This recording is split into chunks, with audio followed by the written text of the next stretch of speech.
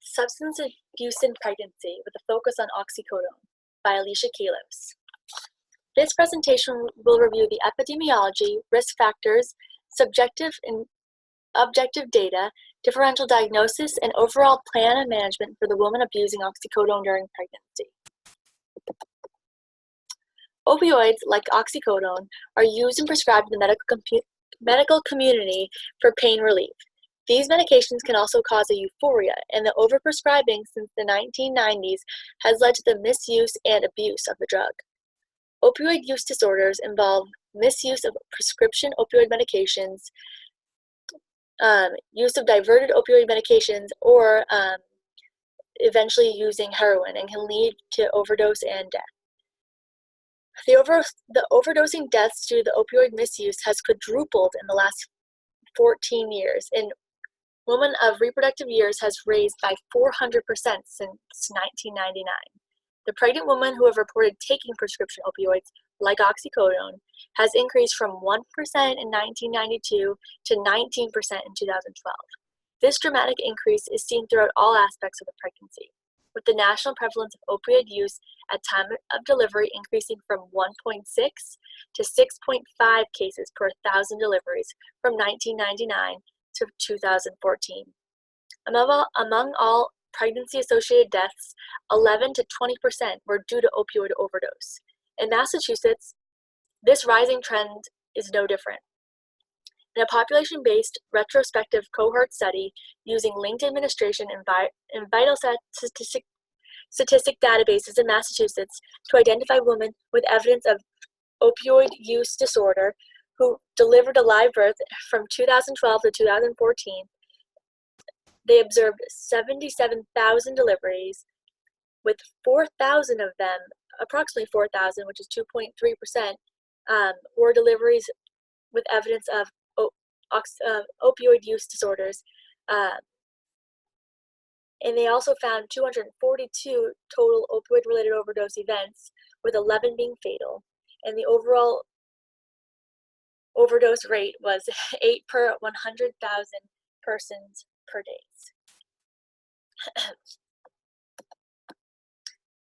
This chart was taken from the retrospective cohort study by Schiff et al. To illustrate the reported overdose events based on trimester among pregnant women in Massachusetts. As you can see, the third trimester has the lowest amount of overdose events reported, but throughout all 9 months to 10 to 12 months, which is after delivery, opioid-related overdose is reported throughout pregnancy.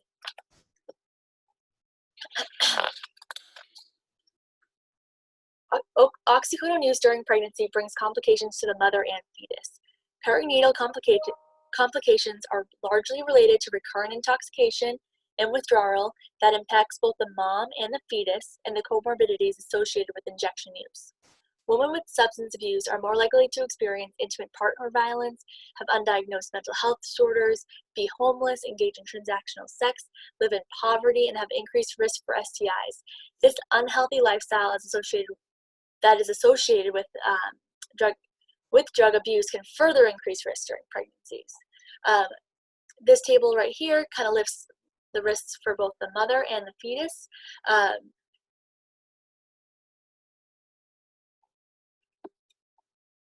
Fetal risks are NICU admissions, neonatal abstinence syndrome, low birth weight, respiratory complications, microcephaly, postnatal growth restrictions, sudden infant death syndrome, neurobehavioral problems, preterm birth or stillbirth.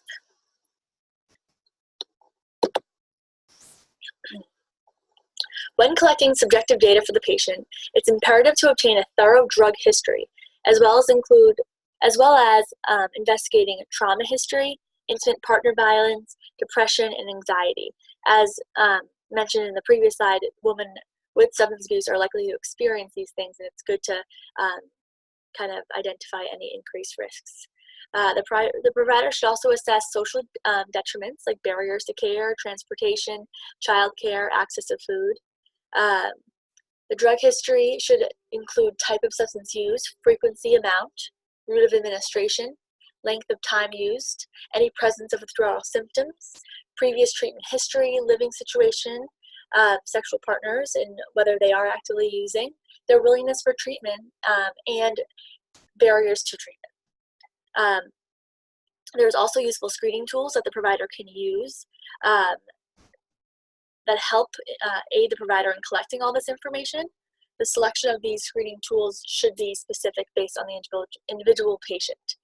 Different tools can help in different age, socioeconomic, or demographic populations. All this information can help get to the root of why the patient may be abusing drugs and can be useful in tailoring treatment plans. The provider should also be assessing for objective signs of oxycodone misuse. There are some obvious signs, like a positive drug test, the urine drug screen, but the provider should also assess for signs of acute intoxication and withdrawal. The patient who's actively or acutely intoxicated, meaning they just recently misused oxycodone, will exhibit slurred speech, appear sedated, have pinpoint pupils, and if they injected the oxycodone, then injection sites may be visible on physical exam. Signs of withdrawal include tachycardia, hypertension, GI distress, anxiety, agitation, insomnia, and dilated pupils.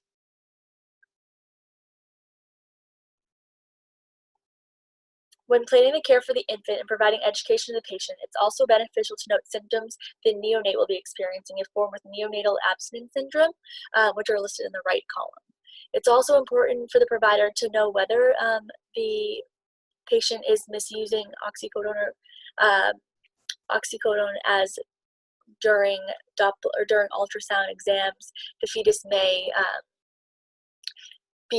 appear more sedated and actually can affect the results of the exam. The differential diagnoses for the patient who are exhibiting these objective and subjective signs include chronic or acute pain, substance abuse disorder, opioid use disorder, depression, post-traumatic stress disorder, untreated psychiatric illness, or anxiety. It's important to acknowledge that oxycodone is a prescription medication that could be prescribed to the patient after surgery to fix acute pain, or something the patient is abusing to fix their chronic pains, or self-medicate with other psychiatric disorders. When the provider suspects opioid abuse, they need to rule out these differentials to accurately treat the pain. If the patient also has a positive urine tox screen for oxycodone, it's not a definite jump to an opioid use disorder, as a patient could just be prescribed this for acute pain after surgery. So it is important that the provider completely assesses through the subjective and objective signs to actually determine if it's an opioid use disorder or just a mishap and an untimed pregnancy during opioid use. The plan of care for the patient needs to be carried out just as a provider would carry out any other disease or illness.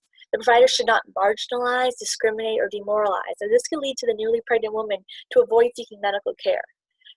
The overall goal is for a safe pregnancy, and in an ideal world, that would be to discontinue the oxycodone.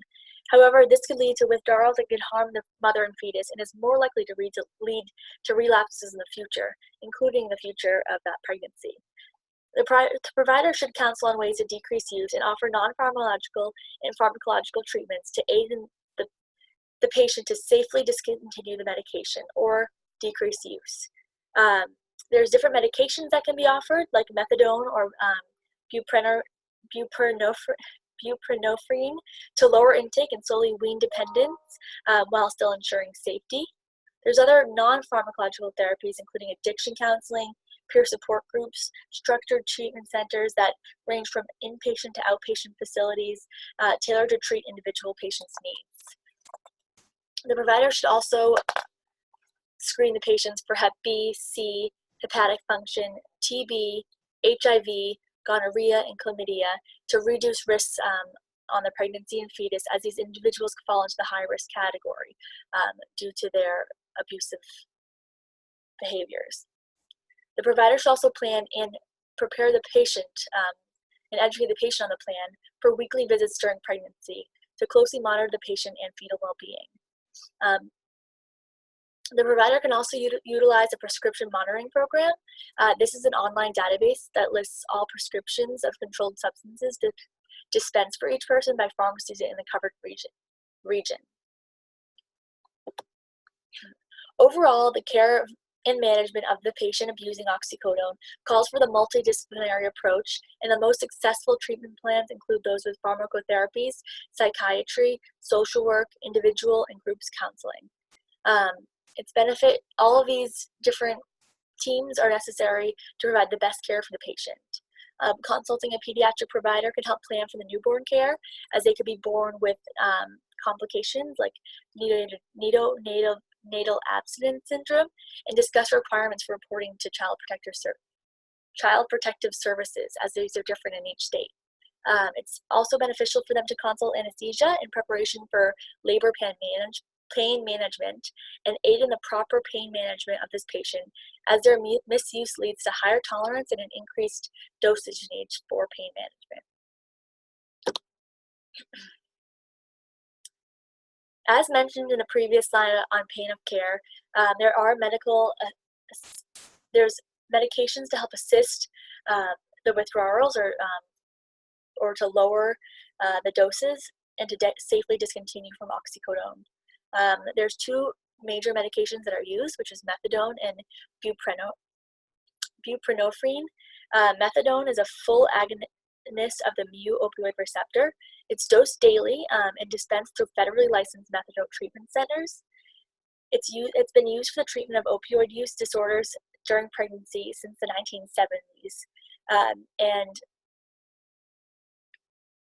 the one kind of drawback is that because it's dispensed through federally licensed treatment centers, it kind of ends up being a barrier to care for people that aren't able to make it to those treatment centers. The other medication is buprenorphine, which is a partial agonist to the mu-opioid. It is FDA approved for the treatment of opioid dependence in a newer drug compared to methadone. Data has shown that this drug is comparable to methadone in achieving desired outcomes. It is now an acceptable alternative to the methadone. Although interestingly, if the use of methadone is refused or unavailable, there needs to be an obtained informed consent and to document the offer of methadone in the patient's record. The one good thing about this medication is that it can be prescribed in office visits, which reduces the barrier to treatment that methadone users experience. Some methadone clinics are starting to dispense buprenorphine, so it also gives the provider the option to use the clinics, which may have a more regimented system. The federal law does require that substance abuse counseling be offered with starting this treatment. So the provider may be wondering, which drug should I pick, methadone or buprenorphine? The big thing is you need to assess the whole situation. This graph right here is from the study with Schniff et al., and it just kind of shows and helps illustrate that the overdose events is lowered with pharmacotherapies than not on pharmacotherapies. So it does actually help in decreasing overdose events for the pregnant population. So some options, if you were to discuss methadone versus buprenorphine, you should, continue the medication that was stabilized on the patient before. When you're taking that thorough drug history and you discuss meds that have worked in the past or treatment plans, you should start with those if they worked successfully. Methadone in an inpatient residential center may be considered if there's a polysubstance abuse, if they're in an unstable living situation, family members are also actively using drugs so they lack that support system, or if they've previously misused buprenorphine, or a history of requiring intensive care levels. This patient may benefit from a more structured program of methadone in an inpatient residential center. For the patient that's in a stable social situation, has support around her, and are only using oxycodone, an office-based treatment with buprenorphine may be considered with psychosocial therapies. It all depends on patient preference, their access to treatment, and their personalized factors like social supports, their living situations, and stuff like that to help guide the treatment plans. Here's my references, and that's it. Thank you.